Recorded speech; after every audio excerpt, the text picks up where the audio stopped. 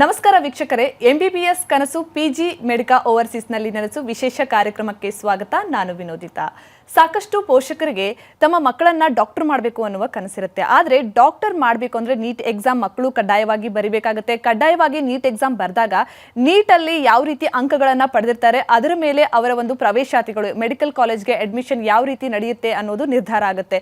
So ಫಾರಿನಲ್ಲೂ ಕೂಡ ಕೆಲವೊಂದಿಷ್ಟು ಜನ ವಿದೇಶದಲ್ಲಿ MBBS ಅಧ್ಯಯನ ಮಾಡಬೇಕು ಅಂತ ಇಷ್ಟಪಡ್ತಾರೆ. ಹಾಗೆ ಕರ್ನಾಟಕದಲ್ಲೂ ಕೂಡ ಸಾಕಷ್ಟು ಜನರಿಗೆ ಸೀಟ್ ಸಿಗುತ್ತೆ. ಆ ನಿಟ್ಟಿನಲ್ಲಿ ಈಗ ಕೌನ್ಸಿಲಿಂಗ್ ಕೂಡ ನಡೀತಾ ಇದೆ. ಸಾಕಷ್ಟು ಗೊಂದಲಗಳು ನಿಮ್ಮನ್ನು ಕೂಡ ಕಾಡ್ತಾ ಇರುತ್ತೆ. ಬನ್ನಿ ಈ ಬಗ್ಗೆ ಹೆಚ್ಚಿನ ಮಾಹಿತಿಯನ್ನ ಪಡೆಯೋಣ. ಸಿಇಒ ಆಗಿರುವಂತಹ PG ಮೆಡಿಕಾ ಓವರ್ಸೀಸ್ನ ವಿನುತಾ ಕಟ್ಟಿಯವರು ಇವತ್ತು ನಮ್ಮೊಟ್ಟಿಗೆ ಜಾಯ್ನ್ ಆಗಿದ್ದಾರೆ. ಮೊದಲಿಗೆ ಅವರನ್ನ ಕಾರ್ಯಕ್ರಮಕ್ಕೆ ಸ್ವಾಗತ ಮಾಡ್ಕೊಳ್ಳೋಣ. ಮ್ಯಾಮ್, ಕಾರ್ಯಕ್ರಮಕ್ಕೆ ಸ್ವಾಗತ. Thank you. ಮ್ಯಾಮ್, ಈಗಾಗಲೇ PG ಮೆಡಿಕಾ ಓವರ್ಸೀಸ್ ಬಗ್ಗೆ ನಾನು ಸಾಕಷ್ಟು ಕೇಳಿದ್ದೀನಿ. PG ಮೆಡಿಕಾ ಓವರ್ಸೀಸ್ ಯಾವ ರೀತಿಯಾಗಿ ಕಾರ್ಯನಿರ್ವಹಿಸ್ತಾ ಇದೆ ಅಂತಂದರೆ ಸಾಕಷ್ಟು ಪೋಷಕರಿಗೆ, ವಿದ್ಯಾರ್ಥಿಗಳಿಗೆ ದಾರಿದೀಪವಾಗಿ ಕಾರ್ಯನಿರ್ವಹಿಸ್ತಾ ಇದೆ. ನಿಮ್ಮ ಸಂಸ್ಥೆ ಬಗ್ಗೆ ಹೇಳುವುದಾದರೆ, ಹಾಗೆ ಸಂಸ್ಥೆಯ ಬಗ್ಗೆ ಹೇಳುವುದರೊಂದಿಗೆ ಈಗ ಕರ್ನಾಟಕದಲ್ಲಿ MBBS ಅಧ್ಯಯನಕ್ಕೆ ನೀಟ್ ಎಕ್ಸಾಮ್ ಕುರಿತಂತೆ ಕೌನ್ಸಿಲಿಂಗ್ ನಡೀತಾ ಇದೆ. ಎರಡನ್ನೂ ಕೂಡ ಹೇಳುವುದಾದರೆ ಯಾವ ರೀತಿ ಹೆಂಗೆ ನಡೀತಾ ಇದೆ ಕೌನ್ಸಿಲಿಂಗ್? ಸೊ ಮೊದಲನೇದಾಗಿ PG ಮೆಡಿಕಾ ಓವರ್ಸೀಸ್ ಅಂತ ನಾವು ಹೇಳಿದ್ರೆ ಲಾಸ್ಟ್ 15 ವರ್ಷದಿಂದ ನಾವು ಎಕ್ಸ್ಪರ್ಟ್ ಗೈಡೆನ್ಸ್ ಕೊಡ್ತಾ ಇದ್ದೀವಿ ಮಕ್ಕಳಿಗೆ. ಯಾರ್ಯಾರು ಮೆಡಿಕಲ್ ಮಾಡಬೇಕು, ಡಾಕ್ಟರ್ ಆಗಬೇಕು ಅಂತ ಕನಸು ಕಾಣ್ತಾರೋ ಅವರ ಕನಸನ್ನು ನನಸು ಮಾಡೋದ್ರಲ್ಲಿ ನಾವು ಪ್ರತಿ ವರ್ಷ ಪ್ರಯತ್ನ ಪಡ್ತಾ ಇದ್ದೀವಿ. ಆದಷ್ಟು ಮಕ್ಕಳಿಗೆ ಆ ಪ್ಲ್ಯಾಟ್ಫಾರ್ಮ್ ಪ್ರೊವೈಡ್ ಮಾಡೋಣ ಅಂತ. ಲಾಸ್ಟ್ 15 ಇಯರ್ಸಿಂದ ನಾವು ಇದರಲ್ಲೇ ಇದ್ದೀವಿ, ಎಜುಕೇಷನ್ ಇಂಡಸ್ಟ್ರಿಯಲ್ಲೇ ಅಂತಲೇ ಹೇಳೋದು. ಸೊ ವಿತ್ ಏನಂತಾರೆ 15 ವರ್ಷದ ಎಕ್ಸ್ಪೀರಿಯನ್ಸ್ ಬೇಸಿಸ್ ಮೇಲೆ ನಾವು ಮಕ್ಕಳಿಗೆ ಗೈಡ್ ಮಾಡ್ತಾ ಇದ್ದೀವಿ. ಆ್ಯಂಡ್ ಕರೆಂಟ್ಲಿ ನೀವು ನೋಡೋದಾದ್ರೆ ಕರ್ನಾಟಕದಲ್ಲಿ ನೀಟ್ ಕೌನ್ಸಿಲಿಂಗ್ ನಡೀತಾ ಇದೆ. ಫಸ್ಟ್ ರೌಂಡ್ ಆಫ್ ಕೌನ್ಸಿಲಿಂಗ್ ಕೂಡ ಕಂಪ್ಲೀಟ್ ಆಗಿದೆ. ಎಷ್ಟೊಂದು ಮಕ್ಕಳಿಗೆ ಸೀಟ್ ಸಿಕ್ಕಿದೆ, ಕೆಲವೊಂದು ಮಕ್ಕಳಿಗೆ ಇನ್ನೂ ಸೀಟ್ ಸಿಕ್ಕಿಲ್ಲ. ಏನಕ್ಕೆ ಅಂತ ಅಂದರೆ ಕಟ್ ಆಫ್ ಅನ್ನೋದೇನಿದೆ ತುಂಬ ಹೈ ಹೋಗಿದೆ. ಪ್ರೀವಿಯಸ್ ಇಯರ್ಸ್ಗೆ ನಾವು ಕಂಪೇರ್ ಮಾಡೋದಾದರೆ ಈ ವರ್ಷ ಕಟ್ ಆಫ್ ತುಂಬ ಜಾಸ್ತಿ ಇದೆ. ನಂಬರ್ ಆಫ್ ಆಸ್ಪಿರೆಂಟ್ಸ್ ಜಾಸ್ತಿ ಇದ್ದರು. 21 ಲಕ್ಷ ಜನ ನೀಟ್ ಎಕ್ಸಾಮ್ ಬರೆದಿದ್ದಾರೆ. ಇರುವುದು 95,000 ಸೀಟು ನಮಗೆ ಆಲ್ ಓವರ್ ಇಂಡಿಯಾಲಿ. ಅದರಲ್ಲಿ ಆಲ್ಮೋಸ್ಟ್ 11 ಲಕ್ಷ ಜನ ಕ್ವಾಲಿಫೈ ಆಗಿರೋದ್ರಿಂದ ಸೀಟ್ ರೇಷಿಯೋ ಅಷ್ಟಿಲ್ಲ ಆಲ್ ಓವರ್ ಇಂಡಿಯಾಲಿ. ಸೊ ಕಟ್ ಆಫ್ ಅನ್ನೋದು ತುಂಬ ಹೈ ಹೋಗಿದೆ. ಸೊ 680, 700 ತೊಗೊಂಡ್ರು ಸ್ವಲ್ಪ ಚಾಲೆಂಜಿಂಗ್ ಇದೆ ಗೌರ್ಮೆಂಟ್ ಸೀಟ್ ಸಿಗೋದು ಈ ವರ್ಷ ಕರ್ನಾಟಕ ಅಥವಾ ಇಂಡಿಯಾಲಿ. ಆ್ಯಂಡ್ ಇವಾಗ 500 ಮೇಲೆ ಬಂದಿದ್ರು ಅವ್ರಿಗೆ ಏನಿಲ್ಲ ಅಂದರೂ ವರ್ಷಕ್ಕೆ ಬಜೆಟು 10ರಿಂದ 12 ಲಕ್ಷವರೆಗೂ ಇದೆ. ಬಿಲೋ 500 ಬಂದಿದ್ರೆ ಚಾನ್ಸಸ್ ತುಂಬಾ ಕಮ್ಮಿ ಇದೆ. ಏನಕ್ಕಂದರೆ ಬಜೆಟ್ ತುಂಬ ಜಾಸ್ತಿ ಹೋಗುತ್ತೆ. KE ಥ್ರೂ ಹೋದರೆ ನಿಮಗೆ ಪರವಾಗಿಲ್ಲ, ಸೀಟು ಕಮ್ಮಿ ಇದೆ, ಅಫೋರ್ಡಬಲ್ ಆಗುತ್ತೆ ಮಕ್ಕಳಿಗೆ. ಅದೇ ನೀವು ಡೀಮ್ಡ್ ಯೂನಿವರ್ಸಿಟಿಗಳ ಥ್ರೂ ತೊಗೊಂಡಾಗ ಸೀಟು ತುಂಬ ಹೈ ಇದೆ. ಏನಿಲ್ಲ ಅಂದರೂ ನಿಮಗೆ 15ರಿಂದ 18 ಲಕ್ಷ ವರ್ಷಕ್ಕಿದೆ.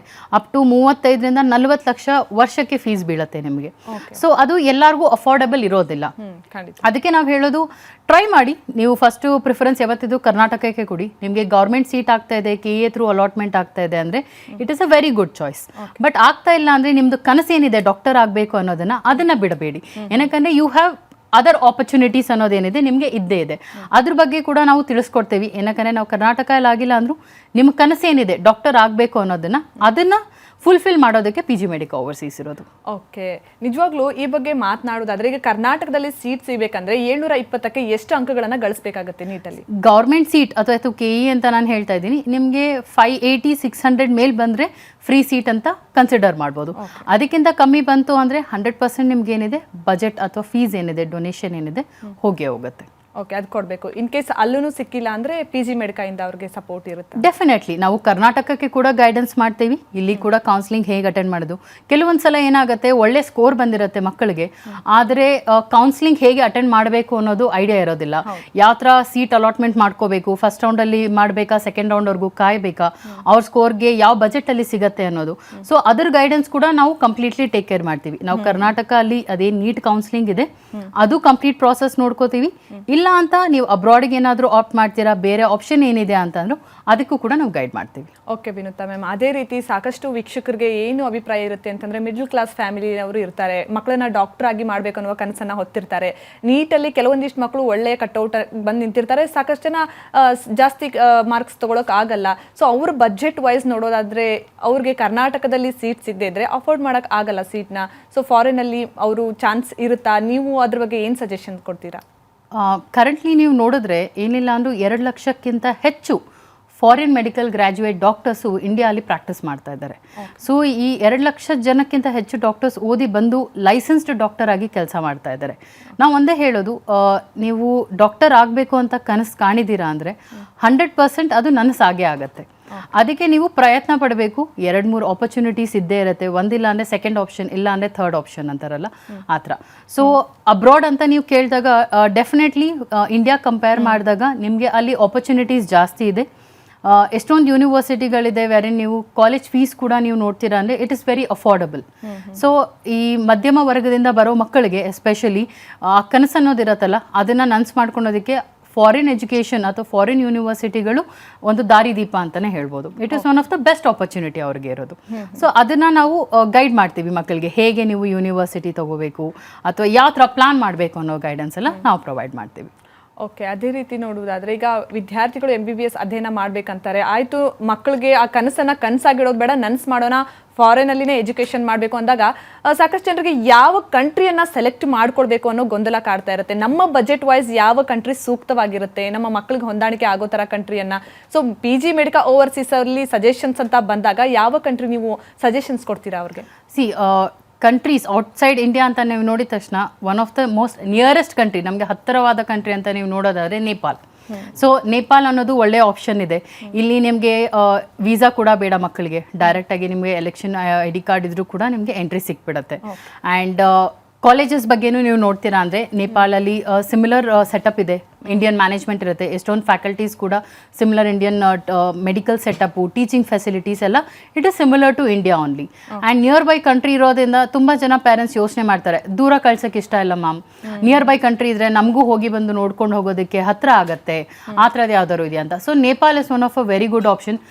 ಸಿಮಿಲರ್ ಮೆಡಿಕಲ್ ಸೆಟಪ್ ಇರೋದ್ರಿಂದ ನಿಮಗೆ ಆಲ್ಮೋಸ್ಟ್ ಇಂಡಿಯಾದು ಹೇಗೆ ಎಜುಕೇಷನ್ ಇರುತ್ತೋ ಅದೇ ಥರ ಇರುತ್ತೆ. ಬಟ್ ನೇಪಾಳಲ್ಲಿ seats are very limited, just like India ಕೂಡ ಅಲ್ಲಿ ಸ್ವಲ್ಪ ಸೀಟ್ಗೆ ಕಾಂಪಿಟೇಷನ್ ಇರುತ್ತೆ.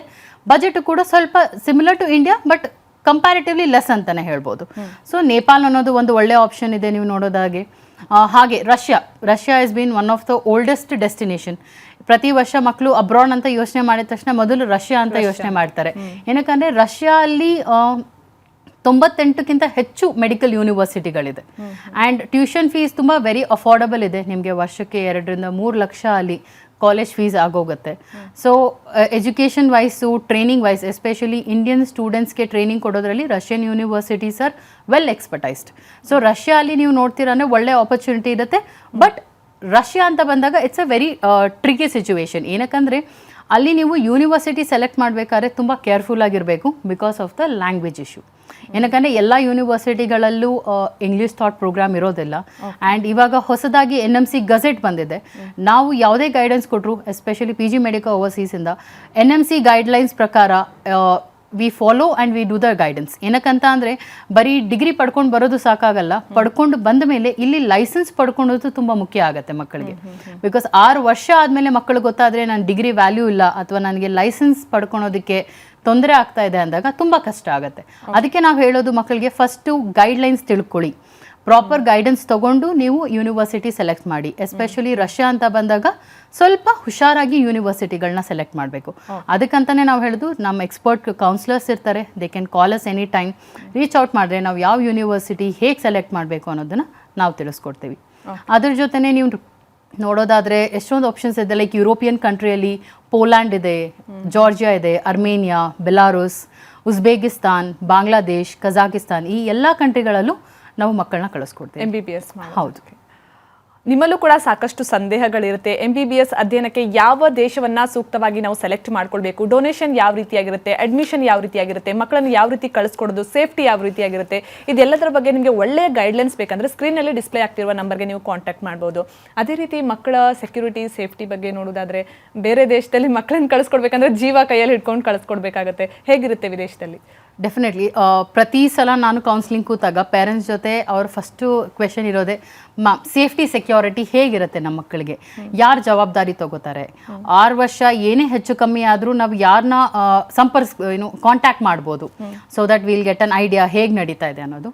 ಸೊ ನಮ್ಮ ಥ್ರೂ ಹೇಗಿದೆ, PG ಮೆಡಿಕಾ ಥ್ರೂ ನೀವು ನೋಡೋದಾದ್ರೆ ಫಸ್ಟು ಕೌನ್ಸಿಲಿಂಗಿಂದ ಹಿಡಿದು ಒಂದು ರೈಟ್ ಯೂನಿವರ್ಸಿಟಿ ಸೆಲೆಕ್ಷನ್ ಮಾಡಬೇಕಂದ್ರೂ as per the NMC rules and regulations ಪ್ರಕಾರವಾಗಿ ನಾವು ಯೂನಿವರ್ಸಿಟಿ ಸೆಲೆಕ್ಟ್ ಮಾಡಿ ಕೊಡ್ತೇವೆ ಮಕ್ಕಳಿಗೆ. ಆ್ಯಂಡ್ ಮುಗಿಸ್ಕೊಂಡು ಬಂದಮೇಲೆ ಯಾವುದೇ ಥರ ಲೈಸೆನ್ಸಿಂಗ್ಗೆ ಆಗಲಿ ರಿಜಿಸ್ಟ್ರೇಷನ್ಗೆ ಯಾವುದೇ ಥರ ತೊಂದರೆ ಬೀಳ್ದಿರೋ ಹಾಗೆ ಯೂನಿವರ್ಸಿಟಿ ಸೆಲೆಕ್ಷನ್ ಆಗುತ್ತೆ. ಅದಾಗಿದ್ಮೇಲೆ ಅವ್ರದ್ದು ಡಾಕ್ಯುಮೆಂಟೇಷನ್ ಪ್ರಾಸೆಸ್ ಎಲ್ಲ ಕಂಪ್ಲೀಟ್ಲಿ ನಾವೇ ಟೇಕ್ ಕೇರ್ ಮಾಡ್ತೀವಿ. ಅದಾಗಿದ್ಮೇಲೆ ಅವ್ರದ್ದು ಪ್ರೀ ಡಿಪಾರ್ಚರ್ ಫಂಕ್ಷನ್ ಅಂತ ಮಾಡ್ತೀವಿ ನಾವು ಸ್ಟೂಡೆಂಟ್ಸ್ಗೆ. ಆ ಫಂಕ್ಷನಲ್ಲಿ ಎಲ್ಲ ಯೂನಿವರ್ಸಿಟಿ, ಎಲ್ಲ ಡಿಫ್ರೆಂಟ್ ಕಂಟ್ರಿಗಳಿಗೆ ಹೋಗ್ತಿರೋ ಎಲ್ಲ ಮಕ್ಕಳು ಮತ್ತು ಅವ್ರ ತಂದೆ ತಾಯಂದಿರು ಎಲ್ಲರೂ ಬಂದು ಅಟೆಂಡ್ ಮಾಡ್ತಾರೆ. ಸೊ ಒಬ್ರಿಗೊಬ್ರಿಗೆ ಪರಿಚಯ ಆಗುತ್ತೆ. ಎಲ್ಲರೂ ಒಂದೇ ಕೇಳೋದು, ಮ್ಯಾಮ್ ನನ್ನ ಮಗ ಒಬ್ಬನೇ, ಯಾರ ಜೊತೆ ಹೋಗ್ತಾನೆ, ಹೇಗೆ ಹೋಗ್ತಾರೆ. ಸೊ ಒಬ್ಬರು ಫ್ಯಾಮಿಲಿಗೆ ಇನ್ನೊಬ್ರು ಫ್ಯಾಮಿಲಿ ಪರಿಚಯ ಆದಾಗ ಅವ್ರಿಗೂ ಒಂದು ಕಾನ್ಫಿಡೆನ್ಸ್ ಇರುತ್ತೆ. ಸೊ ಒಬ್ರಿಗೊಬ್ರು ಪರಿಚಯ ಆಗುತ್ತೆ. ಅವ್ರ ಊರಿಂದಾನು ಬೇರೆಯವ್ರು ಹೋಗ್ತಾ ಇದ್ದಾರೆ ಅಂದಾಗ ಅವ್ರಿಗೂ ಒಂದು ಕಾನ್ಫಿಡೆನ್ಸ್ ಬರುತ್ತೆ. ಸೊ ಆ ಫಂಕ್ಷನಲ್ಲಿ ಮಕ್ಕಳಿಗೆ ಒಳ್ಳೆ ಕಾಂಟ್ಯಾಕ್ಟ್ಸ್ ಬೆಳೆಯುತ್ತೆ. ಅದಾಗಿದ್ಮೇಲೆ ಪರ್ಸ್ನಲಿ ನಮ್ಮ ಟೀಮ್ ಅವರು ಯಾರಾದರೂ ಟ್ರಾವೆಲ್ ಮಾಡ್ತಿರ್ತಾರೆ, ಇಲ್ಲ ನಾನು ಕೂಡ ಪ್ರತಿ ವರ್ಷ ಸ್ಟೂಡೆಂಟ್ಸ್ ಜೊತೆ ಟ್ರಾವೆಲ್ ಮಾಡ್ತೀನಿ. ಅಲ್ಲಿ ಹೋಗಿದ್ಮೇಲೆ ಅವ್ರಿಗೆ ಹಾಸ್ಟೆಲಲ್ಲಿ ಎಲ್ಲ ಥರ ಫೆಸಿಲಿಟೀಸ್ ಮಾಡಿಕೊಟ್ಟು ಹಾಸ್ಟೆಲಲ್ಲಿ ಅವ್ರನ್ನ ಸೆಟಲ್ ಡೌನ್ ಮಾಡಿ ಆ್ಯಂಡ್ ಅವ್ರಿಗೆ ಯೂನಿವರ್ಸಿಟಿ ಟೂರ್ ಅಂತ ಕರ್ಕೊಂಡು ಹೋಗ್ತೀವಿ. ಸೊ ಲೆಬಾರೆಟ್ರೀಸ್ ಆಗಲಿ, ಕ್ಲಾಸ್ ರೂಮ್ಸ್ ಎಲ್ಲ ಹೇಗಿದೆ ಅಂತ ತೋರಿಸೋದು. ಆ್ಯಂಡ್ ಸಿಟಿ ಟೂರಲ್ಲಿ ಏನಾಗುತ್ತೆ, ನಿಯರ್ ಬೈ ಸೂಪರ್ ಮಾರ್ಕೆಟಲ್ಲಿದೆ, ಮೆಟ್ರೋ ಸ್ಟೇಷನಲ್ಲಿದೆ, ಎಲ್ಲಿ ಹೋಗಿ ನೀವು ಕರೆನ್ಸಿ ಎಕ್ಸ್ಚೇಂಜ್ ಮಾಡ್ಕೊಳೋದು. ಏನಕ್ಕೆ ಅಂದರೆ they are just 17 or 18 years old kid. ಅವ್ರಿಗೂ ಏನೂ ಅಷ್ಟು ಗೊತ್ತಿರಲ್ಲ, ಹೊರದ ಜಗತ್ತು ಅನ್ನೋದು ಅವ್ರಿಗೂ ಹೊಸದಾಗಿರುತ್ತೆ ಆ್ಯಂಡ್ ಲ್ಯಾಂಗ್ವೇಜ್ ಗೊತ್ತಿರಲ್ಲ. ಸೊ ಅಲ್ಲಿ ಅವ್ರಿಗೆ ಗೈಡೆನ್ಸ್ ಆ್ಯಂಡ್ ಸಪೋರ್ಟ್ ಏನಿರುತ್ತೆ ಅದು ತುಂಬ ಮುಖ್ಯ ಆಗುತ್ತೆ. ಮೊದಲನೇ ಹೆಜ್ಜೆ ಅಂತ ಹೇಳ್ತಾರಲ್ಲ, ಅದನ್ನ ಕೈ ಹಿಡಿಸ್ಕೊಂಡು ಕರ್ಕೊಂಡು ಹೋಗೋ ಜವಾಬ್ದಾರಿ ನಮ್ದಿರುತ್ತೆ. So once we take them there, ಇದೆಲ್ಲ ಫೆಸಿಲಿಟೀಸ್ ಎಲ್ಲ ಮಾಡಿಕೊಟ್ಟು ಆಮೇಲೆ ಅವ್ರ ಕ್ಲಾಸಸ್ ಶುರು ಆಗೋವರೆಗೂ we are there with them. ಅದಾಗಿದ್ಮೇಲೂ ಎನಿ ಟೈಮ್ ಅವ್ರಿಗೆ ಏನೇ ರಿಕ್ವೈರ್ಮೆಂಟ್ ಇತ್ತು, ಏನೇ ಕನ್ಸರ್ನ್ ಇದ್ರೂ ನಮ್ಮ ಲೋಕಲ್ ರೆಪ್ರೆಸೆಂಟೇಟಿವ್ ಇರ್ತಾರೆ ಯೂನಿವರ್ಸಿಟಿಗಳಲ್ಲಿ, ಅವ್ರನ್ನ ರೀಚ್ ಔಟ್ ಮಾಡ್ಬೋದು. ಇಲ್ಲ personally students reach out to me also. So ಏನೇ ಇದ್ರು ವಿತಿನ್ 24 hours ನಾವು ಅವ್ರಿಗೆ ರಿಸಾಲ್ವ್ ಮಾಡ್ತೀವಿ. ಫಸ್ಟ್ಲಿ ಆ ಥರ ಯಾವುದೇ ಥರ ತೊಂದರೆ ಇರೋಲ್ಲ. ಇಟ್ಸ್ ಆಲ್ ಅಬೌಟ್ ಚಾಲೆಂಜಸ್ ಅಂತ ನಾನು ಹೇಳೋದು ಮಕ್ಕಳಿಗೆ ಯಾವಾಗಲೂ. ಯಾವುದೂ ಪ್ರಾಬ್ಲಮ್ ಅಲ್ಲ, ಇಟ್ಸ್ ಆಲ್ ಅಬೌಟ್ ಚಾಲೆಂಜ್. ನೀವು ಅದನ್ನ ಹೇಗೆ ಓವರ್ಕಮ್ ಮಾಡ್ತೀರೋ you learn with it. That's it. So end to end ಏನಿರುತ್ತೆ, ಸಪೋರ್ಟ್ ಇರುತ್ತೆ. 6 ವರ್ಷದ ಜವಾಬ್ದಾರಿ ತಗೊಂಡು ನಾವು ಮಕ್ಕಳನ್ನ ಕಳಿಸ್ಕೊಡ್ತೀವಿ. ಓಕೆ ಇಲ್ಲಿಂದ ಈಗ ಫಾರಿನ್ಗೆ ಮಕ್ಕಳನ್ನ ಕಳಿಸ್ಕೊಡೋದ್ರಿಂದ ಹಿಡಿದು ಅವ್ರು ವಾಪಸ್ ಇಂಡಿಯಾಗೆ ಬರೋವರೆಗೂ ಕೂಡ ನೀವೇ ಟೇಕ್ ಕೇರ್ ಮಾಡೋದಾ ಮಕ್ಕಳು? Completely. So any time any requirement ಇರುತ್ತೆ, ಅವರು ನಮ್ಮ ಜೊತೆ ಟಚ್ಚಲ್ಲೇ ಇರ್ತಾರೆ ಕಾನ್ಸ್ಟೆಂಟ್ಲಿ. ಏನೇ ಜವಾಬ್ದಾರಿ ಅಥವಾ ಏನೇ ಅವ್ರಿಗೆ ಏನಂತಾರಲ್ಲ ಫೆಸಿಲಿಟಿ ಇದಾಯಿತು, ಎಜುಕೇಷನ್ ರಿಲೇಟೆಡ್ ಡೌಟ್ ಇತ್ತು, we are always with them. Okay. ಅದೇ ರೀತಿ ಇವಾಗ ಅವರು ಅಲ್ಲಿ ಎಜುಕೇಶನ್ ಮುಗಿಸ್ಕೊಂಡು ಬಂದಮೇಲೆ ಇಂಡಿಯಾದಲ್ಲಿ ಜಾಬ್ ಅಪರ್ಚುನಿಟೀಸ್ ಯಾವ ರೀತಿಯಾಗಿರುತ್ತೆ ಮಕ್ಕಳಿಗೆ? ಫಸ್ಟು ಮುಗಿಸ್ಕೊಂಡು ಬಂದ ಮೇಲೆ ಅವ್ರದ್ದು ಎಕ್ಸಿಟ್ ಎಕ್ಸಾಮ್ ಅಂತ ಇವಾಗ ಹೊಸದಾಗಿ ರೂಲ್ ಬಂದಿದೆ. ಅವ್ರ ಎಕ್ಸಿಟ್ ಎಕ್ಸಾಮ್ ಕ್ಲಿಯರ್ ಮಾಡ್ಕೊಂಡ್ಮೇಲೆ ಅವ್ರದ್ದು ರಿಜಿಸ್ಟ್ರೇಷನ್ ಪ್ರಾಸೆಸ್ ಶುರು ಆಗುತ್ತೆ. ಇಲ್ಲಿ ಕೂಡ ಬಂದ ಮೇಲೆ ನಮ್ಮದು ಸ್ವಂತವಾದ ಹಾಸ್ಪಿಟಲ್ ಟೈಅಪ್ಸ್ ಇದೆ PG ಮೆಡಿಕಾ ಅವ್ರದ್ದು. ಸೊ ಮಕ್ಕಳಿಗೆ ನಾವು ಇಂಟರ್ನ್ಶಿಪ್ ಫೆಸಿಲಿಟೀಸ್ ಕೂಡ ಮಾಡಿಕೊಡ್ತೀವಿ. ಓಕೆ. ಹಾಗೆ ಸಾಕಷ್ಟು ಜನರಿಗೆ ಇಂಡಿಯಾದಲ್ಲಿ MBBS ಅಧ್ಯಯನ ಮಾಡೋದಕ್ಕೂ ಹಾಗೆ ಫಾರಿನಲ್ಲಿ MBBS ಮಾಡೋದಕ್ಕೂ ಏನು ಡಿಫ್ರೆನ್ಸ್ ಇದೆ ಅಂತ ಸಾಕಷ್ಟು ಜನರಿಗೆ ಅದೊಂದು ಕ್ವೆಶ್ಚನ್ ಆಗಿ ಉಳಿದ್ಬಿಟ್ಟಿರುತ್ತೆ. ಏನು ಡಿಫ್ರೆನ್ಸ್ ಇದೆ ಮೇಡಮ್ ನಿಮ್ಮ ಪ್ರಕಾರ? ನಾವು ಒಂದೇ ಹೇಳೋದು, ಡಿಫ್ರೆನ್ಸ್ ಆಫ್ ಎಜುಕೇಷನ್ ಇಲ್ಲ, ಟೀಚಿಂಗ್ ಮೆಥಡಾಲಜೀಸಲ್ಲಿ ಡಿಫ್ರೆನ್ಸ್ ಬರುತ್ತೆ. ಏನಕ್ಕಂದರೆ at the end of the day human anatomy same, ಇಂಡಿಯಾಲಿದ್ರೇನು ಅಬ್ರಾಡಲ್ಲಿದ್ರೇನು ಎಲ್ಲರದು ಹ್ಯೂಮನ್ ಅನಾಟಮಿ ಸೇಮ್ ಇರೋದ್ರಿಂದ ಇಲ್ಲಿ ಓದೋ ಸಬ್ಜೆಕ್ಟ್ಸು ತುಂಬ ಜನಕ್ಕೆ ಕ್ವೆಶನ್ ಸಬ್ಜೆಕ್ಟ್ಸ್ ಬೇರೆನಾ ಅಂತಾರೆ. ಇಬ್ರಿಗೂ ಸೇಮ್ ಸಬ್ಜೆಕ್ಟ್ಸೇ ಇರುತ್ತೆ, ಬಟ್ ಟೀಚಿಂಗ್ ಮೆಥಡಾಲಜೀಸ್ ಡಿಫ್ರೆನ್ಸ್ ಇರುತ್ತೆ. ಇಲ್ಲಿಗೆ ಕಂಪೇರ್ ಮಾಡಿದ್ರೆ ಸ್ವಲ್ಪ ಅಲ್ಲಿ ಟೀಚಿಂಗ್ ಮೆಥಡಾಲಜಿ ಸ್ವಲ್ಪ ಅಡ್ವಾನ್ಸ್ಡ್ ಇರುತ್ತೆ. ಸೊ ಫಸ್ಟ್ 1 ಸೆಮಿಸ್ಟರ್ವರೆಗೂ ಮಕ್ಕಳು ಅಡ್ಜಸ್ಟ್ ಆಗಬೇಕಾಗತ್ತೆ. ಒಂದ್ಸಲ ಅವ್ರು ಕೋಪಪ್ ಮಾಡಿಕೊಂಡ್ರೆ ವೆರಿ ಅಡ್ವಾನ್ಸ್ಡ್. ಏನಕ್ಕೆ ಅಂದರೆ ಅಲ್ಲಿ ಬರೀ MBBS ಅಲ್ಲ, ಇಂಟಿಗ್ರೇಟೆಡ್ ಪ್ರೋಗ್ರಾಮ್ಸ್ ಕೂಡ ರನ್ ಮಾಡ್ತಾರೆ. ಹೈಯರ್ ಎಜುಕೇಷನ್ PG ಪ್ರಿಪ್ರೇಷನ್ಸ್ ಏನಿರುತ್ತೆ, USA UK ಟಾಪ್ ಕಂಟ್ರಿಗಳಿಗೆ PG ಪ್ರಿಪ್ರೇಷನ್ಸ್ ಕೂಡ ಮಾಡಿಕೊಡ್ತಾರೆ ಮಕ್ಕಳಿಗೆ.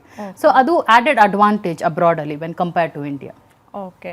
ಹಾಗೆ ನಾವು ಕೂಡ ಇದನ್ನು ಕೇಳ್ಪಟ್ಟಿದ್ದೀವಿ, ನೀಟಲ್ಲಿ ಕಡಿಮೆ ಅಂಕಗಳನ್ನು ಗಳಿಸಿದ್ರೆ ಫಾರಿನಲ್ಲಿ ನಮಗೆ ಸುಲಭವಾಗಿ ಸೀಟ್ ಸಿಗುತ್ತೆ ಅನ್ನುವ ಒಂದು ಗೂಸು ಪೀಸು ನಡೀತಾ ಇರುತ್ತೆ. ಅದು ನಿಜಾನ? ಕಡಿಮೆ ಅಂಕ ಇದ್ರೂ ನಾವು ಫಾರಿನಲ್ಲಿ ಸೀಟ್ ತಗೊಳ್ಬೋದಾ? ಕಡಿಮೆ ಅಂಕ ಅನ್ನೋದೇನಿದೆ ಇದು ಇಂಡಿಯನ್ ಮೆಡಿಕಲ್ ಕಾಲೇಜಸ್ ಪ್ರಕಾರವಾಗಿದೆ. ನೀಟ್ ಅನ್ನೋದು ನಾವು ಬರೆಯೋದು ಬಂದು ಇಂಡಿಯನ್ ಮೆಡಿಕಲ್ ಕಾಲೇಜಸ್ಗೆ, ಫಾರಿನ್ ಮೆಡಿಕಲ್ ಕಾಲೇಜಸ್ಗಲ್ಲ. ಸೊ ಫಾರಿನ್ ಮೆಡಿಕಲ್ ಕಾಲೇಜಸ್ಗೆ ನೀವು ನೀಟಲ್ಲಿ ಎಷ್ಟೇ ಪಡ್ಕೊಂಡಿದ್ರು ಸೀಟ್ ತಗೋಬಹುದು. ಎಷ್ಟೊಂದು ಸಲ ಮಕ್ಕಳು 450, 515, 550 ತಗೊಂಡಿರೋರು ಇರ್ತಾರೆ. ಜನರಲ್ ಕ್ಯಾಟಗರಿಯಿಂದ ಇರ್ತಾರೆ, ಕಾಂಪಿಟೇಷನ್ ಜಾಸ್ತಿ, ಇಂಡಿಯಾಲಿ ಸಿಗೋದಿಲ್ಲ. ಅಂಥವ್ರು ಸಹಿತ ಅಬ್ರಾಡಲ್ಲಿ ಹೋಗಿ ಓದ್ತಾರೆ. ಇಟ್ಸ್ ನಾಟ್ ಬರೀ ಕಮ್ಮಿ ತಗೊಂಡಿರೋರು ಮಾತ್ರ ಅಬ್ರಾಡ್ಗೆ ಹೋಗ್ತಾರೆ ಅನ್ನೋದು ಖಂಡಿತ ಸುಳ್ಳು ಅಂತಲೇ ಹೇಳ್ತೀನಿ. ಏನಕ್ಕಂದರೆ ಕಾಂಪಿಟೇಷನ್ ಜಾಸ್ತಿ. 400 ತಗೊಂಡು ಇಲ್ಲಿ 15 ಲಕ್ಷ ವರ್ಷಕ್ಕೆ ಕೊಡೋಕ್ಕಾಗಲ್ಲ ಅಂದಾಗ ಡೆಫಿನೆಟ್ಲಿ ಅವ್ರು ಅಬ್ರಾಡ್ ಪ್ರಿಫರ್ ಮಾಡೇ ಮಾಡ್ತಾರೆ. ಕಾರ್ಯಕ್ರಮ ಮುಂದುವರಿಯುತ್ತೆ ಒಂದು ಪುಟ್ಟ ವಿರಾಮದ ನಂತರ.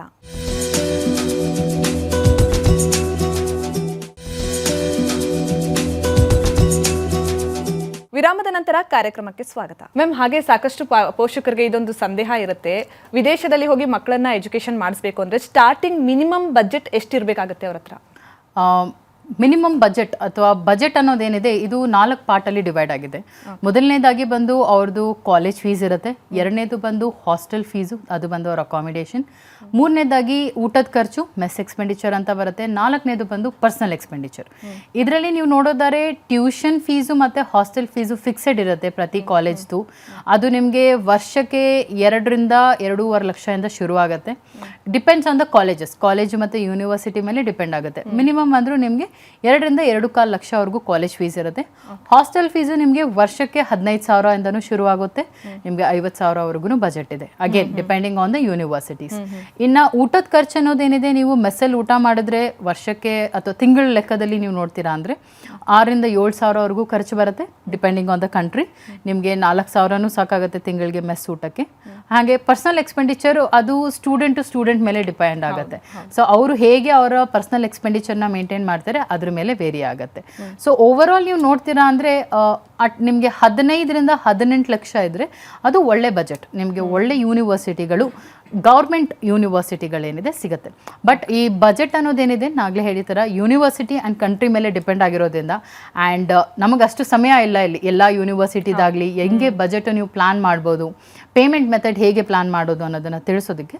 ಸೊ ಡೆಫಿನೆಟ್ಲಿ ಅವ್ರು ನಮಗೆ ಡೈರೆಕ್ಟಾಗಿ ಕಾಲ್ ಮಾಡಿದ್ರೆ ವೀಕ್ಷಕರಿಗೆ will be able to give them the right information. ಎಲ್ಲ ಸ್ಟೂಡೆಂಟ್ಗೂ ಒಂದೇ ಕಾಲೇಜಲ್ಲಿ ಅಡ್ಮಿಷನ್ ಮಾಡೋದಿಲ್ಲ, ಏನಕ್ಕಂದರೆ ಪ್ರತಿ ಸ್ಟೂಡೆಂಟು ಅವ್ರದ್ದೇ ಆದ ಕನಸಿರುತ್ತೆ ಹೇಗೆ ಹೋಗಬೇಕು, ಎಲ್ಲಿ ಓದಬೇಕು ಅನ್ನೋದು. ಕೆಲವೊಂದು ಸಲ ಅವ್ರದ್ದೇ ಪ್ರಿಫರೆನ್ಸಸ್ಸು ಇರುತ್ತೆ. ಸೊ ಅದ್ರ ಪ್ರಕಾರವಾಗಿ ನಾವು ಅವ್ರಿಗೆ ಗೈಡೆನ್ಸ್ ಕೊಡ್ತೀವಿ. ಸೊ ಬೆಸ್ಟ್ ಸೂಟಬಲ್ ಏನಿರುತ್ತೆ, ಜನರಲ್ ಇಕ್ವೇಶನ್ ನಾವೆಲ್ಲರಿಗೂ ಕೊಡೋದಿಲ್ಲ. ನಮ್ಮನ್ನ ಅವರು ಡೈರೆಕ್ಟಾಗಿ ಅಪ್ರೋಚ್ ಮಾಡಿದ್ರೆ ನಮ್ಮ ಆಫೀಸ್ ಇದೆ, we are put up in Indiranagar.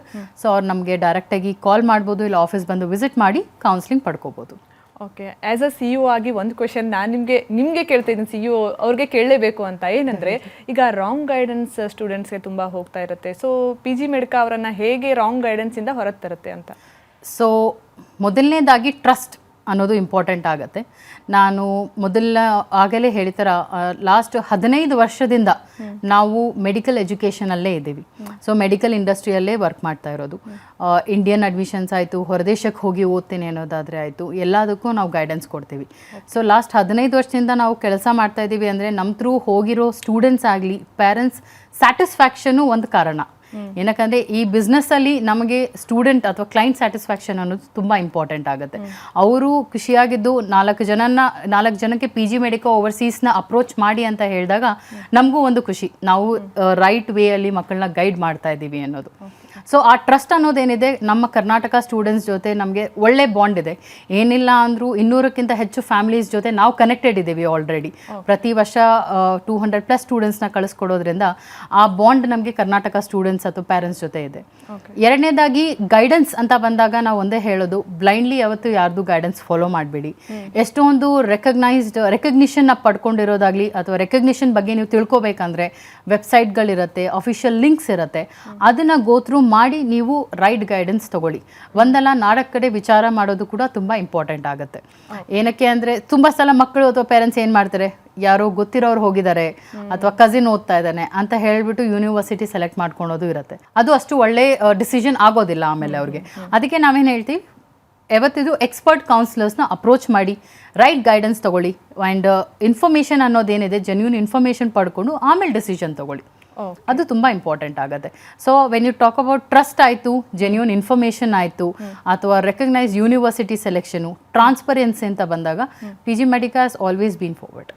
Okay, ಹಾಗೆ ನಮ್ಮ ಕರ್ನಾಟಕದ ವಿದ್ಯಾರ್ಥಿಗಳಿಗೆ ಇಲ್ಲಿನ ಫುಡ್ಡು ವೆದರ್ಗೆ ಅವರು ಸೆಟ್ ಆಗಿಬಿಡ್ತಾರೆ. ಸಡನ್ ಆಗಿ ವಿದೇಶಕ್ಕೆ ಹೋಗಿ ಅಧ್ಯಯನ ಮಾಡಬೇಕು ಅಂತಂದರೆ ಸ್ವಲ್ಪ ಫುಡ್ ಯಾವ ರೀತಿಯಾಗಿರುತ್ತೋ, ಫಾರಿನ್ ಫುಡ್ಡೇ ಚೇಂಜ್ ಇರುತ್ತೆ, ಇಂಡಿಯಾ ಫುಡ್ ಚೇಂಜ್ ಇರುತ್ತೆ ಅಂತಾರೆ. ಸೊ ನಮ್ಮ ಫುಡ್ಡು ಅಲ್ಲಿ ಸಿಗುತ್ತಾ, ಅಲ್ಲಿ ಇರೋಕೆಲ್ಲ ವ್ಯವಸ್ಥೆ ನಮ್ಮ ಥರದ್ದಿರುತ್ತಾ ಅಥವಾ ಕಂಪ್ಲೀಟ್ಲಿ ಡಿಫ್ರೆಂಟ್ ಆಗಿರುತ್ತಾ? ಮೊದಲನೇದಾಗಿ ಹೇಳ್ತೀನಿ, ಕರ್ನಾಟಕ ಮಂದಿ ಸ್ವಲ್ಪ ಖಾರ ತಿನ್ನೋದು ಜಾಸ್ತಿನೇ, ಅದಂತೂ ಅಲ್ಲಿ ಸಿಗೋದಿಲ್ಲ. ಅಲ್ಲಿ ಸ್ವಲ್ಪ ಫುಡ್ ಡಿಫ್ರೆನ್ಸ್ ಇದೆ, ನಮ್ಮ ಇಂಡಿಯನ್ ಫುಡ್ ಸ್ಪೈಸಸ್ ಥರ ಅಲ್ಲಿ ಜಾಸ್ತಿ ಇರೋದಿಲ್ಲ.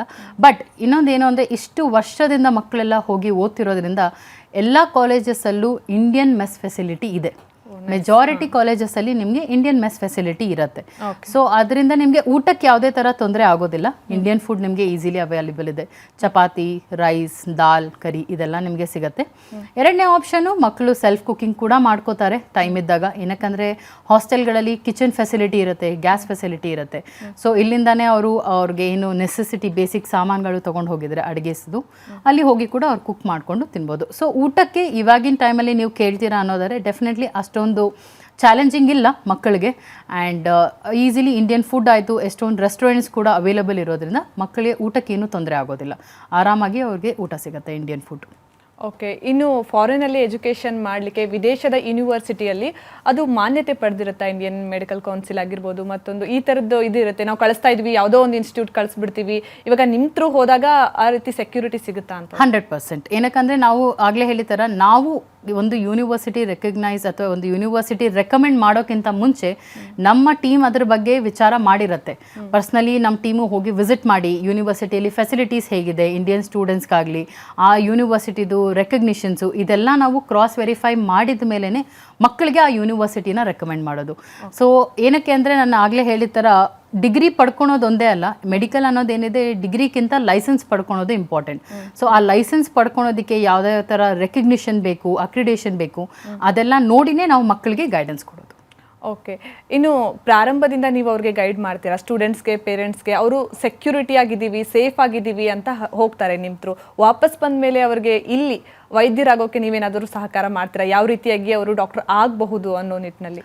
ಹಾಂ, ಏನಕ್ಕೆ ಅಂದರೆ ಅವರು ಮೆಡಿಕಲ್ ಓದಬೇಕಾದ್ರೇ ನಾವು ಅವ್ರಿಗೆ ಏನು ಈ ಎಕ್ಸಾಮ್ ಕೋಚಿಂಗ್ ಆಯಿತು, USMLE ಕೋಚಿಂಗು, ಪ್ಲ್ಯಾಪ್ ಕೋಚಿಂಗ್ ಎಲ್ಲ ಇರುತ್ತೆ. ಆ ಎಕ್ಸ್ಟ್ರಾ ಕೋಚಿಂಗ್ ಫೆಸಿಲಿಟಿಗಳನ್ನ ನಾವು 2ನೇ ವರ್ಷ ಮತ್ತು 4ನೇ ವರ್ಷದಿಂದನೇ ಶುರು ಮಾಡಿರ್ತೇವೆ ಮಕ್ಕಳಿಗೆ. ಇದು ನಮ್ಮ ಕಡೆಯಿಂದ ಕೋಚಿಂಗ್ ಪ್ರೊವೈಡ್ ಮಾಡಿಸ್ತೇವೆ. ಸೊ ಈ ಕೋಚಿಂಗ್ ಎಲ್ಲ ಇರೋದ್ರಿಂದ 6ನೇ ವರ್ಷ ಮುಗಿಸ್ಕೊಂಡು ಬಂದ ಮೇಲೆ ಅವ್ರಿಗೆ ಲೈಸೆನ್ಸ್ ಪಡ್ಕೊಳೋದಕ್ಕೆ ತುಂಬ ಅನುಕೂಲ ಆಗುತ್ತೆ. ಆ ಫೆಸಿಲಿಟೀಸ್ ಎಲ್ಲ ಅವ್ರಿಗೆ MBBS ಜೊತೆನೇ ಸಿಗ್ತಿರೋದ್ರಿಂದ ಇದು ಒಂದು ಆ್ಯಡೆಡ್ ಅಡ್ವಾಂಟೇಜ್ ಇರುತ್ತೆ ಅವ್ರಿಗೆ PG ಮೆಡಿಕಾ ಥ್ರೂ ಇಂದ. ಮ್ಯಾಮ್, ಅದೇ ರೀತಿ PG ಮೆಡಿಕಾ ಓವರ್ಸೀಸ್ನಲ್ಲಿ ಮಕ್ಕಳನ್ನ MBBS ಅಧ್ಯಯನ ಮಾಡಲಿಕ್ಕೆ ಕೌನ್ಸಿಲಿಂಗಿಗೆ ಅಂತ ಪೋಷಕರು ನಿಮ್ಮ ಹತ್ರ ಕರ್ಕೊಂಡು ಬರ್ತಾರೆ ಅಥವಾ ನಿಮಗೆ ಕಾಲ್ ಮಾಡ್ತಾರೆ. ಅವ್ರಿಗೆ ಯಾವ ರೀತಿಯಾಗಿ ಗೈಡ್ ಮಾಡ್ತೀರಾ? MBBS ಕನಸನ್ನು ಅವರು ನನಸು ಮಾಡ್ಕೊಳ್ಬೋದಾ ನಿಮ್ಮ ಸಂಸ್ಥೆ ಮೂಲಕ? ಡೆಫಿನೆಟ್ಲಿ ಹೌದು. ಏನಕ್ಕೆ ಅಂದರೆ ನೀವು ನಮ್ಮನ್ನ ಬಂದು ಅಪ್ರೋಚ್ ಮಾಡಿದ್ರೆ, ನಮ್ಮ ಆಫೀಸ್ ಇರೋದು ಇಂದಿರಾನಗರಲ್ಲಿ ಆಫೀಸ್ ಇದೆ. ಸೊ ಡೈರೆಕ್ಟಾಗಿ ಅವ್ರು ಬಂದು ನಮ್ಮ ಆಫೀಸಿಗೆ ಬಂದು ಕೌನ್ಸಿಲಿಂಗ್ ತೊಗೋಬೋದು. ಅವ್ರಿಗೆ ಯಾವುದೇ ಥರ ಡೌಟ್ಸ್ ಇದ್ದರೂ ನಾವು ಅದನ್ನು ಕ್ಲಿಯರ್ ಮಾಡಿ ಒಂದು ರೈಟ್ ಗೈಡೆನ್ಸ್ ಅನ್ನೋದೇನಿದೆ, ಅವ್ರದ್ದು ತುಂಬ ಕ್ವೆಶನ್ಸ್ ಇರುತ್ತೆ ಪೇರೆಂಟ್ಸ್ಗೆ, ಮಕ್ಕಳಿಗೆ ಹೇಗೆ ಹೋಗ್ತಾರೆ, ಅಲ್ಲಿ ಫೆಸಿಲಿಟಿ ಹೇಗಿದೆ, ಯೂನಿವರ್ಸಿಟಿ ಹೇಗೆ ತೊಗೋಬೇಕು, ಎಜುಕೇಷನ್ ಸಿಸ್ಟಮ್ ಹೇಗಿರುತ್ತೆ, ಸೇಫ್ಟಿ ಹೇಗಿರುತ್ತೆ, ಮೆಸ್ ಹೇಗಿರುತ್ತೆ, 100 ಕ್ವೆಶನ್ಸ್ ಇದ್ದೇ ಇರುತ್ತೆ. ಆ ಎಲ್ಲ ಕ್ವೆಶನ್ಸ್ಗೂ ನಮ್ಮ ಕೌನ್ಸಿಲರ್ಸ್ ಇರ್ತಾರೆ ಆಫೀಸಲ್ಲಿ. ಅವ್ರು ಬಂದು ಕೌನ್ಸಿಲಿಂಗ್ ತೊಗೊಂಡು 1-on-1 ಸೆಷನ್ ಇರುತ್ತೆ, ಅಟೆಂಡ್ ಮಾಡಿ ಕಂಪ್ಲೀಟ್ ಗೈಡೆನ್ಸ್ ತೊಗೊಂಡು ಅವರು ಡಿಸಿಷನ್ ಮಾಡ್ಕೋಬೋದು. ಸೊ ಏನೇ ಇದ್ರೂ ಅವರ ಬಜೆಟ್ ಅನುಕೂಲವಾಗಿ ನಾವು ಬೆಸ್ಟ್ ಆಪ್ಷನ್ಸ್ ಮಾಡಿಕೊಡ್ತೀವಿ ಮಕ್ಕಳಿಗೆ. ಸೊ ಯಾರು MBBS ಮಾಡಲೇಬೇಕು ಅಂತ ಇದ್ದಾರೆ, ಅವರು ಇಂಡಿಯಾಲಿ ಇಷ್ಟು ಹೆಫ್ಟಿ ಬಜೆಟ್ ಕೊಡೋಕ್ಕಾಗಲ್ಲ, ತುಂಬ ಹೈ ಇದೆ, ಆ್ಯಂಡ್ ಒಂದು ವರ್ಷ ವೇಸ್ಟ್ ಮಾಡ್ಕೊಳೋದು ಬೇಡ ಅಂತ ಯೋಚನೆ ಮಾಡ್ತಿರೋರು 100% ನಮ್ಮ ಆಫೀಸ್ ಬಂದು ವಿಸಿಟ್ ಮಾಡ್ಬೋದು. ಡೈರೆಕ್ಟಾಗಿ ನಮಗೆ ಕಾಲ್ ಮಾಡ್ಬೋದು. ಕೌನ್ಸಿಲಿಂಗ್ ಸ್ಕೆಡ್ಯೂಲ್ ಮಾಡಿಕೊಂಡು ಅವ್ರದ್ದೇನಿದೆ ಕಂಪ್ಲೀಟ್ ಇನ್ಫಾರ್ಮೇಷನ್ ಏನಿದೆ ಅಥವಾ ಅವ್ರದ್ದು MBBS ಜರ್ನಿ ಅನ್ನೋದೇನಿದೆ PG ಮೆಡಿಕಾ ಜೊತೆ ಶುರು ಮಾಡ್ಕೋಬೋದು. ಯಾವ ಒಂದು ನಿಟ್ಟಿನಲ್ಲಿ ಪೋಷಕರು ಹಾಗೆ ವಿದ್ಯಾರ್ಥಿಗಳು ಎಡವಬಾರದು, ಯಾವ ರೀತಿಯಾಗಿ MBBS ಅಧ್ಯಯನಕ್ಕೆ ಅವರು ಜಾಗೃತವಾಗಿರಬೇಕಾಗುತ್ತೆ ಅನ್ನೋ ಮೆಸೇಜ್ ಕೊಡೋದಾದರೆ? ಮೊದಲನೇದಾಗಿ ಕೌನ್ಸಿಲಿಂಗ್ ಅನ್ನೋದೇನಿದೆ, ಒಳ್ಳೆ ಸ್ಕೋರ್ ಬಂದಿದ್ರು ಅಷ್ಟೇ, ಕೌನ್ಸಿಲಿಂಗ್ ಪ್ರಾಸೆಸ್ನ ಕರೆಕ್ಟಾಗಿ ಅಟೆಂಡ್ ಮಾಡೋದು ಇಂಪಾರ್ಟೆಂಟ್. ಅದರ ಬೇಸಿಸ್ ಮೇಲೇ ಅವ್ರಿಗೆ ಕರ್ನಾಟಕ ಅಲ್ಲಿ ಸೀಟ್ ಆಗುತ್ತೆ. ಇಲ್ಲ ಅಬ್ರಾಡಿಗೆ ನೀವು ನೋಡ್ತೀರಾ ಅಂತ ಅಂದರೆ ತುಂಬ ಮಾರ್ಕೆಟಿಂಗ್ ಸ್ಟ್ರಾಟಜೀಸ್ ಇರುತ್ತೆ, ಅಥವಾ ಕಮ್ಮಿ ಬಜೆಟ್ ಇದೆ ಅಂದ್ಕೊಂಡು 1 ಲಕ್ಷ ಅಥವಾ 50,000 ಕಮ್ಮಿ ಸಿಗ್ತಾ ಇದೆ ಅಂದ್ಬಿಟ್ಟು ರಾಂಗ್ ಕಾಲೇಜಸ್ನ ಸೆಲೆಕ್ಟ್ ಮಾಡ್ಕೊಳೋದು ಬೇಡ. ನಾನು ಯಾವಾಗಲೂ ಒಂದೇ ಸಜೆಷನ್ ಕೊಡೋದು, 50,000 ಅಲ್ಲ 1 ಲಕ್ಷ ಹೆಚ್ಚಿಗೆ ಹೋದರೂ ಪರವಾಗಿಲ್ಲ, ಒಳ್ಳೆ ಕಾಲೇಜ್ ಹೋಗಿ ಓದ್ಕೊಂಡು ಬನ್ನಿ. ಏನಕ್ಕಂದರೆ 6 ವರ್ಷ ಏನಿದೆ ವಾಪಸ್ ಬರೋದಿಲ್ಲ. ಮುಗಿಸ್ಕೊಂಡು ಬಂದ ಮೇಲೆ ಲೈಸೆನ್ಸ್ಗೆ ತೊಂದರೆ ಆದರೆ ತುಂಬ ಕಷ್ಟ ಆಗುತ್ತೆ, ಅಥವಾ ಜಾಬ್ ಸಿಗೋದಕ್ಕೆ ಕಷ್ಟ ಆಗುತ್ತೆ. ಸೊ ಒಳ್ಳೆ ಕಾಲೇಜ್ನ ಸೆಲೆಕ್ಟ್ ಮಾಡ್ಕೊಳೋದು ತುಂಬ ಇಂಪಾರ್ಟೆಂಟ್. ಆಗಲೇ ಹೇಳಿತಾರ, ಒಳ್ಳೆ ಕಾಲೇಜ್ ಅನ್ನೋದನ್ನ ಹೇಗೆ ಸೆಲೆಕ್ಟ್ ಅನ್ನೋದನ್ನ ತಿಳಿಸ್ಕೊಡೋದೇ PG Medica overseas. So definitely they have to reach out to us. Okay ma'am, ಇದುವರೆಗೂ ಕೂಡ PG ಮೆಡಿಕಾ ಓವರ್ಸೀಸ್ನಲ್ಲಿ ಮಕ್ಕಳನ್ನ ಕರ್ಕೊಂಡು ಪೋಷಕರು ಬಂದರೆ ಅವ್ರದ್ದು ಸ್ಟಾರ್ಟಿಂಗ್ ಜರ್ನಿಯಿಂದ ಎಂಡಿಂಗ್ ಅಂದರೆ MBBS ಎಂಡಿಂಗ್ ಜರ್ನಿವರೆಗೂ ಯಾವ ರೀತಿಯಾಗಿ ಕೈ ಹಿಡಿದು ಮುನ್ನಡೆಸ್ತೀರಾ ಅನ್ನೋದ್ರ ಬಗ್ಗೆ ಮಾಹಿತಿ ನೀಡಿದ್ದೀರಾ. ಧನ್ಯವಾದಗಳು. Thank you. ವೀಕ್ಷಕರೇ, ನಿಮ್ಮಲ್ಲೂ ಕೂಡ ಸಾಕಷ್ಟು ಸಂದೇಹಗಳಿರುತ್ತೆ. ನಿಮ್ಮ ಮಕ್ಕಳನ್ನ MBBS ಡಾಕ್ಟರ್ ಆಗಿ ಮಾಡ್ಬೇಕನ್ನುವ ಕನಸು ನನಸಾಗಬೇಕಂದ್ರೆ ಸ್ಕ್ರೀನಲ್ಲಿ ಡಿಸ್ಪ್ಲೇ ಆಗ್ತಿರುವ ಸಂಖ್ಯೆಗೆ ಕಾಂಟ್ಯಾಕ್ಟ್ ಮಾಡುವ ಮೂಲಕ ಹೆಚ್ಚಿನ ಸಂದೇಹಗಳನ್ನ ಬಗೆಹರಿಸಿಕೊಳ್ಬಹುದು. ಇದಾಗಿತ್ತು ಈ ದಿನದ ವಿಶೇಷ. ನೋಡ್ತಾ ಇರಿ ದಿಗ್ವಿಜಯ ನ್ಯೂಸ್, ಇದು ಕನ್ನಡಿಗರ ಧ್ವನಿ.